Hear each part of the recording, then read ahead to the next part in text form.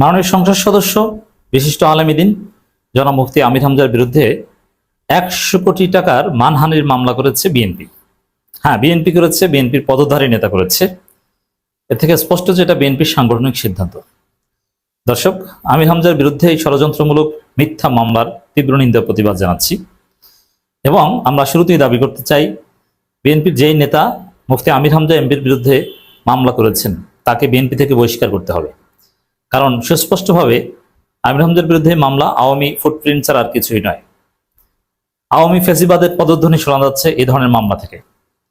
রাজনীতিতে বিভিন্ন জন বিভিন্ন কথা বলে, বিভিন্ন রেটরিকও আছে এবং নাস্তিক, ইসলাম বিদ্বেষী, এগুলো আপেক্ষিক কথা। এগুলো কখনো আইনি বা লিগাল বিষয় হতে পারে না। আমির হামজা ভুল বলেছেন, আপনারা তার জবাব দেন, কিন্তু এটা আদালতে যাওয়ার কিছু না। এটা আদালতে যাওয়ার বিষয় হচ্ছে আওয়ামী চেতনা থেকে। মূলত ভিন্নমত দমন করতেই বিএনপি সন্ত্রাসীদের এই মামলা উদ্যোগ। এটা ভয়ানক ফ্যাসিবাদের আলামত। দর্শক, বিএনপি যদি নিজেদেরকে প্রমাণ করতে চায় যে না, তারা আওয়ামী লীগ নয়, তারা আলেম ওলামাদের নির্যাতন করবে না, ভিন্নমত দমন করবে না, তারা বাক স্বাধীনতায় বিশ্বাস করে, তাহলে বিএনপি আমির হামজার বিরুদ্ধে, যে বিএনপি নেতা মামলা করেছে তার বিরুদ্ধে পদক্ষেপ নেবে। আমরা এই জরুরি আহ্বান জানাতে চাই। দর্শক, খবর আমির হামজার বিরুদ্ধে মামলা, আগে খবরটা জানাই, তারপরে মামলার মেরিট, উচিত অনুচিত নানান বিষয় নিয়ে আমরা পর্যালোচনা করবো। এই আলোচনায় বিদ্যুৎ, জ্বালানি ও খনিজ সম্পদ মন্ত্রী ইকবাল হাসান মাহমুদ টুকুকে নিয়ে আপত্তিকর ও মানহানিকর মন্তব্য করার অভিযোগে ইসলামী বক্তা এবং কুষ্টিয়া সংসদ সদস্য মাওলানা মুফতি আমির হামজার বিরুদ্ধে সিরাজগঞ্জে মানহানির মামলা করা হয়েছে। এবং এখানে আরো একটা বিষয়, যে মানহানি যদি কেউ ফিল করে, যার মানহানি হয়েছে সে কোথায়, তিনি মামলা করেন, তার পক্ষে আরেকজন, অতএব এই মামলা চলতে পারে না। যে যুক্তিতে নাসিরউদ্দিন পাটোয়ারির বিরুদ্ধে মির্জা আব্বাসের এক লেসপেন্সারের দায়ের করা মামলা টেকে নাই, ওই যুক্তিতে এই মামলা বাতিল করতে হবে। এবং এই ধরনের মামলা আমির হামজারা ভয় পান না, গোনেন না।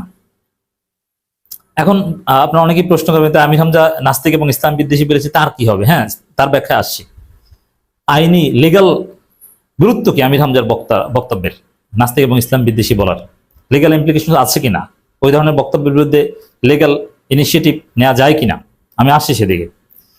তবে এখানে ইকবাল হাসান মাহমুদ টুকু নিজে করতেন, নিজে করেন নাই। আসলে ইকবাল হাসান মাহমুদ টুকু করিয়েছেন, যেরকম মির্জা আব্বাস তার ঘনিষ্ঠ লোকজনের মাধ্যমে মামলা করিয়েছেন।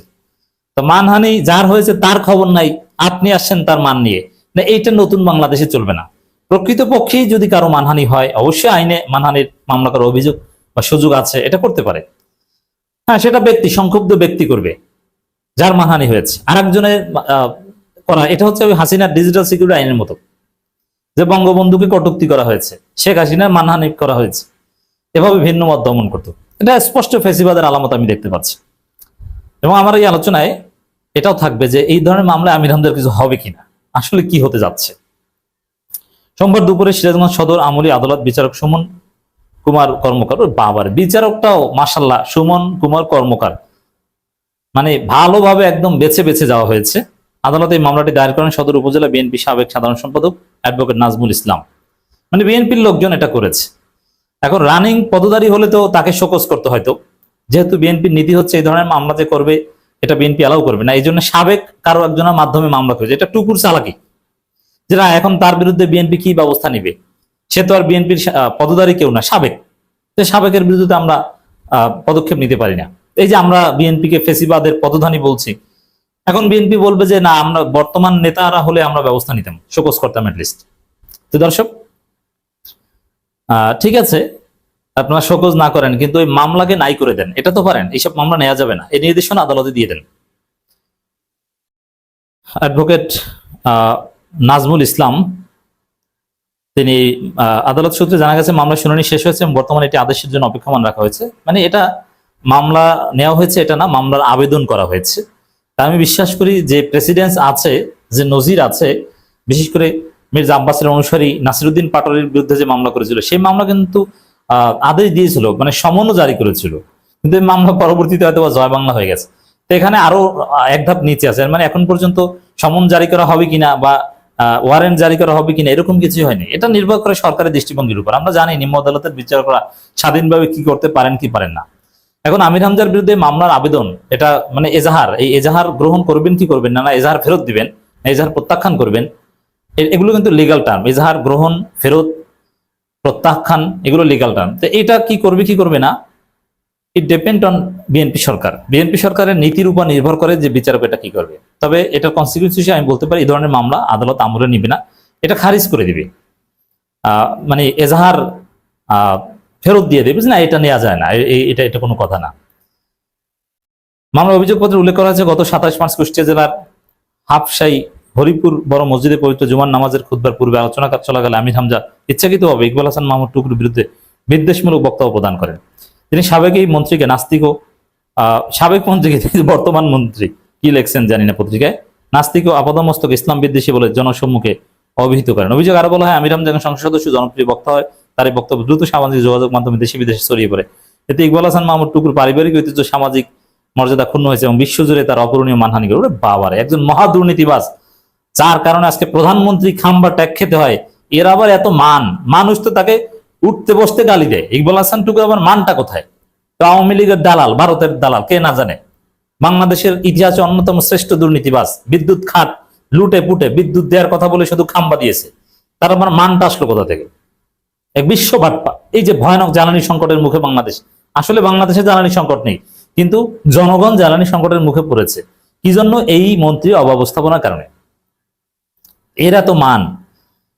আমি বিশ্বাস করি যে এই মামলায় আমির হামজার কিছুই হবে না, কারণ এই মামলার কোনো মেরিট নেই এবং বিএনপি সরকারের আমলে এরকম মামলা দায়ের করার চেষ্টা যেসব জায়গায় করা হয়েছে একটাও কিন্তু চলেনি। অতএব আমির হামজার জন্য ভয়ের কিছু নেই, নাম্বার ওয়ান। কিন্তু এই মামলা দায়েরের চেষ্টা, এটাই ফেসিবাদের একটা আলামত, এটাই অশনি সংকেত। এ ধরনের মামলা দায়ের করতে কেউ আদালতে যাবে, এটাই আমরা দেখতে চাই না। এই জন্য বিএনপিকে এটা নিবৃত্ত করতে হবে। আর দ্বিতীয় হচ্ছে যে এই মামলার কোনো মেরিট নেই, কারণ নাস্তিক ও ইসলাম বিদ্বেষী, এটা একটা আপেক্ষিক কথা। নাস্তিক ইসলাম বিদ্বেষী, নাস্তিক এটা বাংলাদেশে জনগণ হরহামেশা বলা হয়, এটা আলেম ওলামারা নানান ভাবে বলেন, এটা নানান ব্যাখ্যা আছে। ইসলাম বিদ্বেষী, এটা আপনি আমির হামজাকেও অনেকে ইসলাম বিদ্বেষী বলে, আমির হামজাকেও তো নাস্তিক বলে, মিজানুর রহমান আজহারিকেও নাস্তিক বলেছে এনায়েতুল্লাহ আব্বাসী। তাই এগুলো আপনি লিগাল ভাবে তো ডিল করা যায় না। যেখানে জাকির নায়েক কিংবা মিজানুর রহমান আজহারি, আমির হামজা, এরাই আর এক হুজুরের কাছে নাস্তিক, তো সেখানে আমির হামজার মতো ধর্মীয় বক্তা আর একজনকে নাস্তিক বলেছে, ইসলাম বিদ্বেষী বলেছে, এটা কখনো আইনি বিষয় হতে পারে না। এটা একটা ধর্মীয় রেটরিক। এটার ফতোয়া সঠিক না বেঠিক এটাও হুজুরদের বিষয়, মুফতিদের বিষয়। আর এই ধরনের ফতোয়ার বা এই ধরনের এটা ফতোয়া না, এটা একটা স্পিচ।